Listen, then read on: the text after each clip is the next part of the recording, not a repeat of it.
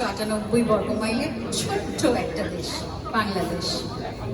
আমরা বাঙালিরা যেখানেই থাকি না কেন, যত দূরেই যাই না কেন, আমাদের ছোট্ট মাতৃভূমিটাকে অন্তরে ধারণ করি। বাংলাদেশের অর্জন, ঐতিহ্য, মাধুর্য আমরা লালন করি, পালন করি, শেকড়ের টান অনুভব করি বাংলার সুরে, কথায় আর ছন্দে। সেই শেকড়ের টানেই আজকে আমাদের এই আয়োজন, কথা, সুর, ছন্দ, নুপুর। সুপ্রিয় অতিথিবৃন্দ, আন্তরিকভাবে স্বাগত জানাচ্ছি আমাদের আজকের অনুষ্ঠানে। আজকে সঞ্চালনার দায়িত্বে আছি আমরা দুজন, আমি ফারজানা চৌধুরী নিপা, আর আমি মাহমুদা আক্তার। আজ এখানে কথা, সুর, ছন্দ এবং নুপুর একসাথে বয়ে যাবে মাধুর্যের স্রোতে।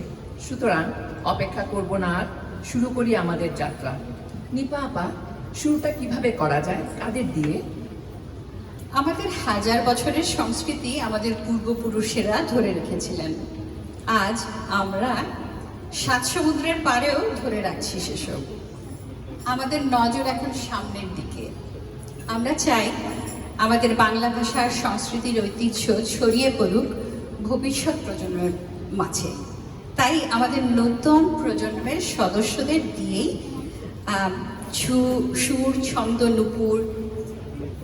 নুপুরের সংমিশ্রণে আমরা সাজিয়েছি আমাদের প্রথম পর্ব। আমরা আশাবাদী আমাদের অতীত বর্তমান বেয়ে ভবিষ্যতের দিকে এগিয়ে যাবে আমাদের বাঙালি ডায়াসপোরার সবচেয়ে ছোট এই সদস্যদের হাত ধরে। শুরুতেই তারা যে গানটি পরিবেশন করতে যাচ্ছে, সলিল চৌধুরীর লেখা এক অমর গান। অস্থির আর অবিচারের পৃথিবী নিয়ে প্রশ্ন রেখেছিলেন তিনি। সেই একই প্রশ্ন আজ এই অস্থির সময়ে জেগে ওঠে আমাদের ছোটদের মনের ভেতরেও। তাদের মনে প্রশ্ন জাগে, তারা ভাবে, তারা জানতে চায় তাদের মায়ের কাছে, আবার ভাবে নতুনভাবে। গানের পরেই তাদের একটি নৃত্য পরিবেশনা থাকছে। নাচের মধ্যে দিয়ে ওরা একটা মাছি, একটা মৌমাছি আর কিছু পাখিদের গান, নাচ আর গল্প শোনাবে। চলুন মঞ্চে আমন্ত্রণ জানাই আদিরা সায়মান, সানায়া আরেফিন, ইমানি ফারুক আর আবরি জয় এবং তাদের মায়েদের।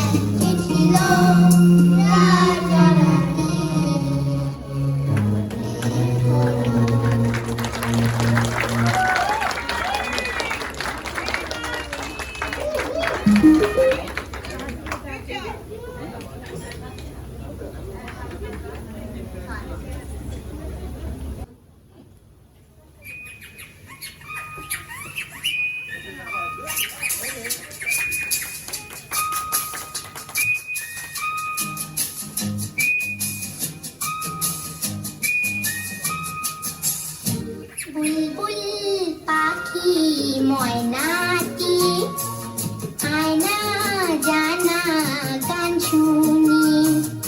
বুলবুল পাখি ময়নাটি আয়না জানা গান শুনি। দূর দূর বনের গান, নীল নীল নদীর গান, দুধ ভাত দেবো সন্দেশ মাখিয়ে।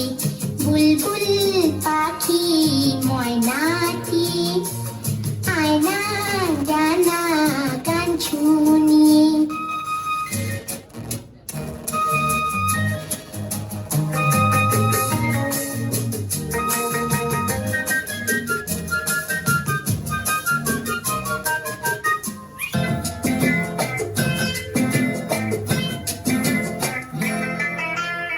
এক যে ছিল মাছি, তার নামটি ছিল পাঁচি।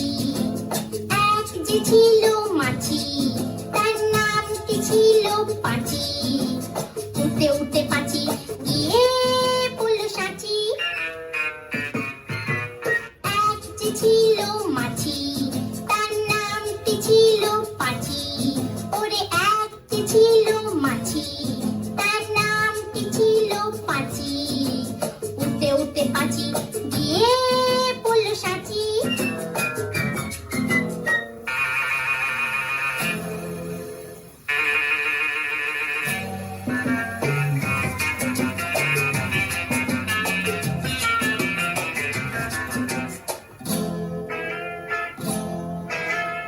আর একটা মৌমাছি, তার বাড়িও সাঁচি। আর একটা মৌমাছি, তার বাড়িও সাঁচি।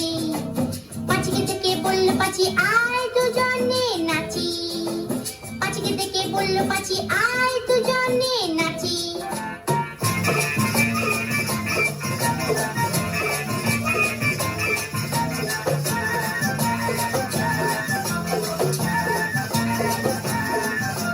পাঁচির হাতে ছিল একটা ছোট্ট মতন কাঁচি। ওরে পাঁচির হাতে ছিল একটা ছোট্ট মতন কাঁচি। সে বললে তার চেয়ে বরং, সে বললে তার চেয়ে বরং গোপ ধরো তোর চাচি। আয় গোপ ধরো তোর চাচি, আয় গোপ ধরো তোর চাচি। যেই না গেল গোপ চাচতে, সেই বড় মৌমাছি। যেই না গেল গোপ চাচতে, সেই বড় মৌমাছি। দিল একটা হাঁচি। উঠতে উঠতে উঠতে উঠতে উঠতে উঠতে তখন পাঁচি গিয়ে বলল রাঁচি। রাঁচিতে গিয়ে বলল পাঁচি মরণ হলেই বাঁচি।